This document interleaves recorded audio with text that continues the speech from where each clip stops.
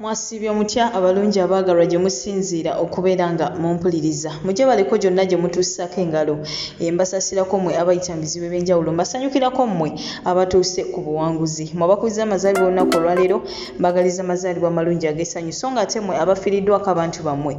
Nsaba emyoyo gy'abagenzi Katonda agiwumuze emirembe agiramuze ekisagumye emitima abako ab'enganda ssakaate n'ab'emikwano. Amannya nze Omumbejja Aisha Nassolo. Butereevu ate mba ntuuse n'amawulire agagenda mu maaso mu ggwanga lyattu Uganda.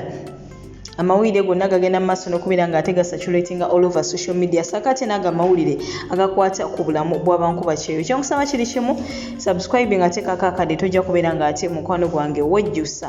Yes.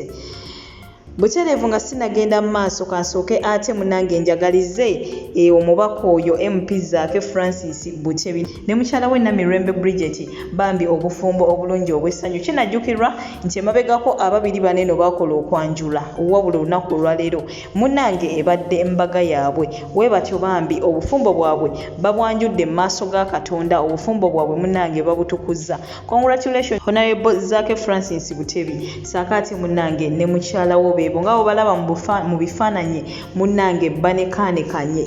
So nga ate ebyo nabyo tubitadde ku bbali ngenda kubeera ng'ate njagaliza omukyalo oyo Ruth Kalibala oyo atakadde waffe natumumanyi bulungi bana ngenda kubeera ng'ate mwagaliza birthday ye ennungi. Olunaku olwaleero ate yeegatiddwako omwaka omulala. Temumbuuza myaka gye wabula ng'ekituufu kiri nti nange sigimanyi. Wanaaba avuddeyo n'agyogera alhamdulillah, wanaaba tagyogedde munnange ezo zijja kubeera ate ensonga ze ye ng'omuntu wabula nga kyetulina okumanya nti olunaku olwaleero gabadde mazaalibwa ge bambi. So nga ate ebyo nabyo tubitadde ku bbali yes papa ffenna ebyamutuuseeko mikwano gyange kyemanyi nti no twabitegeredde ddala bulungi nnyo bulungi ddala. Si papa bamuvunaana gwa bubbi yagenda bw'atyo n'abba ssente okuva ku musajja omu okuva e South Sudan era munnange ne bamuwenja buseenene okukakana nga bamukutte. Kati no olunaku olwaleero kooti etudde era we batyo omukulu ono saako ne mukyala we Shamira munnange ne basindikibwa e Luzira paka ng'ate ennaku z'omwezi 18 omwezi guno gwennyini kooti lw'eriddamu okutuula ate munnange bagende mu maaso n'okubeera ng'ate bawera ennemba n'omusango guneeno. Ekigambibwa mbu yabbira ddala ssente esobera ddala mu mitwalo 40 egya dola. Ezo nno mukwano gwange zibeera ddala ssente empitirivu nnyo nnyini ddala ge mazima. Woziza mu za Uganda zibeera ssente empitirivu nga w'okiwulira. Kati nno munnange byebyo bigenda maaso eruuyi eyo oba omukulu ekituufu ssente yazibba oba teyazibba Katonda munnange yasinga okubeera ng'ate amanya. Katulinde ebinaava mu kooti ate tulabe ekigenda mu maaso.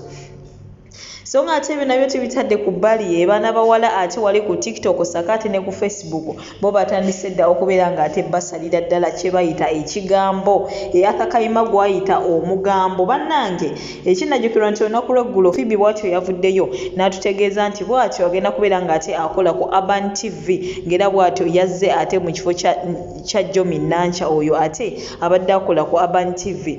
Wabula nga bwe tumanyi bannayuganda bo batandise dda okubeera ng'ate batambuza eŋŋambo being nti ku lunaku lwe lumu Antaira naye yavuddeyo nga bw'atyo alaga nti aresigninze okuva ku Bukedde TV. Tebamugobye tebakoze eki wabula ya resigninze ng'era omuntu. Wabula bo bannayuganda batandise dda okutambuza eŋŋambo nti being nti Antaira ya resigninze Pheobe yagenda okudda mu kifo kye era waliwo omuwala omu okuva wali ku TikTok ate akoze akatambi ng'atutegeeza nga munnange Pheobe bw'atyo munnange mbu muganzi wa SB4 ennaku zino era mbu waliwo n'olunaku lumu Antaira bw'atyo mbu we yanoba ng'era ensonga emunobezza mbu nsonga za Pheobe saakaate ne SB4. Ngenda kuba nkulekerako akatambi ako maaso kaawo ogende maaso n'okubeera ng'ate mukwano gwange okekanya wabula nga ky'obamanya ebintu byo si byangu n'akamu n'akeddagala. Essaawa yonna mukwano gwange bakutemako ekigambo ky'otamanyi nawwa gye kivudde naye nga ekituufu kiri nti Pheobe teyaze mu kifo kya Antaira. Pheobe agenda kubeera ng'ate akola ku Urban TV. Eyaza mu kifo kya Antaira ye ekituufu kiri nti tetunnamumanya wabula nga mu kiseera ekitali kyewala butereevu tujja kubeera nga tukola ki tujja kubeera ng'ate tukimanya. Ate era n'ebya SB4 ne Pheobe ebyo byo tebinnakakasibwa binaaba bituufu tujja bimanya teri mbeera yeekweka bwe binaaba bikyamu era with time tujja kubeera ng'ate tutegeera amazima. So kyensaba tulekerawo okubeera ng'ate tutambuza bye tutayinaako mitwe n'amagulu. so ng'ate ebyo nabyo mbitadde ku bbaliza ensonga za Kapeesa zikyakwatidde ddala wansi ne waggulu. Kinajjukirwa nti okuva we baabika Kapeesa wavaayo abo bassekadaama saakaate ne bakadaama ntegeeza bankuba kyeyo. Yes, baavaayo okuva mu ggwanga erya Saudi Arabia ne mawanga amalala nga bagamba nti munnange bagenda kubeera ng'ate basonda ssente balabe ng'ate omubiri gwa Kapeesa guddizibwa ku butaka e Uganda. Ennaku z'omwezi 8 wabula we twogerera omubiri gwa Kapeesa munnange tegunnaddizibwayo. Abamu ne batandika okugamba nti Kapeesa akyali mulamu era mbu alinze birthday ye akomewo. Birthday ya Kapeesa yabadde yagulunga ennaku z'omwezi 8 era still mukwano gwange tetunnalaba ku Kapeesa. So si byangu n'akamu n'akeddagala wabula nga ku mawulire ate agaliwo essaawa eno yennyini bakadaama bavuddeyo batyo ne batandika okutabukira abo ababasondesa ssente ku lubaluba nga bagamba nti bababba era mbu baali basondera birthday ya Kapeesa. Kale nno ngenda kuba nkulekerako obutambi buno kuba naawe osaanawo bwewulirireko then n'oluvannyuma comment yo mukwano gwange ogiteekeko wansi ate mu comment section. Oteesa ki ku byonna bye nkuleetedde ate olunaku olwaleero? Ngenda kusaba comment yo ogiteekeko wansi awo ate mukwano gwange tulabe nga tukubaganya ebirowoozo. Nkujjukiza okusubscribinga gw'atannaba teekako akadde mukwano gwange oleme okubeera ng'ate omissinga out updates.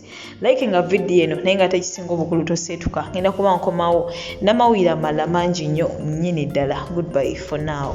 Abange tibwolaba embwa essika eddiba ng'omanya nti yaddirya era ogigenda mpola mmwe. Naye buuza Pheobe bwe yali ava e Saudi SB4 n'agenda paka ku kisaawe Entebbe n'anona Pheobe n'amugenda paka waabwe eri embwa gye zisula enkoko gye zitakula zizza ebigere. N'agamba SB4 asasulwa Pheobe yamusasudde. Kumbe wali omukubira paasi. Abaana omugambo gwe baali batokomola nti Pheobe ono yali mwali mwegira byandiba ebituufu kubanga bagamba ne Anitaira waliwo lwe yanoba ne yeekyanga mbu n'omala n'omutwala e Dubai ng'omwetondera n'omutwalako e Dubai olwo ne luggwa. Ate kati bwe bagamba nti omulimu gwa Anitaira Pheobe yagenda okukolawo mukitegeddeko mmwe nti Pheobe kati yagenda okukola ku Urban TV Bukedde TV mu kifo kya Anitaira. Assalamu alaikum warahmatullah. Ogamba otya ssebo? Mwana ebyo ebyana byatunyiizizza nnyo. Ebyo bikapeesa byakako ne gurupu yaabo. Wallahi baali bakuŋŋaanya ssente zaki za birthday. Egenda okubeerayo enkya birthday ya Kapeesa. Kati olaba okuzzaayo Omulambo e Uganda kiri expensive, moreover it's like 4 million. Kati baali baagala kubba abaana abayitiridde, baali baagala kubba nsi olw'okuba akabirthday obubirthday ak'olunaku olumu ne kakuttira erinnya. Okiwulira? Ate Masa yasooka okufulumya ebigambo, eyasooka okufulumya ate nga bonna baleka baali be bamulooza ye n'amuvaamu. Okiwulira ekintu ekyo? Mbutuufu baatunyiizizza nnyo kyokka abaana baasonda ssente zaabwe bamanyi nti bazzaayo Omulambo. Kumbe ssente zaali za kukuŋŋaanyizibwa kukola birthday nga 8 ogw'omwenda. Oluvannyuma lwa ddiiru okugaana ngivuddemu Kapeesa mulamu. Banange Kapeesa mulamu, Kapeesa tafangako, Kapeesa mulamu. Ate firimu eno twagivuze n'ekwatayo si mu bubi. Olaba n'abe Uganda bagiyingiddemu. Eno firimu yabaddenka. Naye nga mwena bakadaama bakyasolooza amabugo ntwala omukisa guno okubagamba nti muli basiru nnyo bikadaama muliwo kubbibwa. Kapeesa tafanga era Kapeesa mulamu. Mulinde ku lunaku ennaku z'omwezi nga 8 birthday entuufu ate Kapeesa nga na buli kimwe kikoze birthday nga ssente ya kadaama. Wabula bikadaama muli bisiru muli biwumba tuufu. Mwe buli mbwa ne pusi zijja kuba banange temulina bakusondera ekika kyammwe kyonna kigaga. Mikwano gy'abanyamwe gyonna migaga. Mugende musondere bajjajja bammwe, musondere ab'ewammwe, muve ku bantu ba social media babakolamu bukozi ssente mbwammwe. Kapeesa mulamu. Bannange Kapeesa wobanga tewafudde. Kapeesa wobanga tewafudde.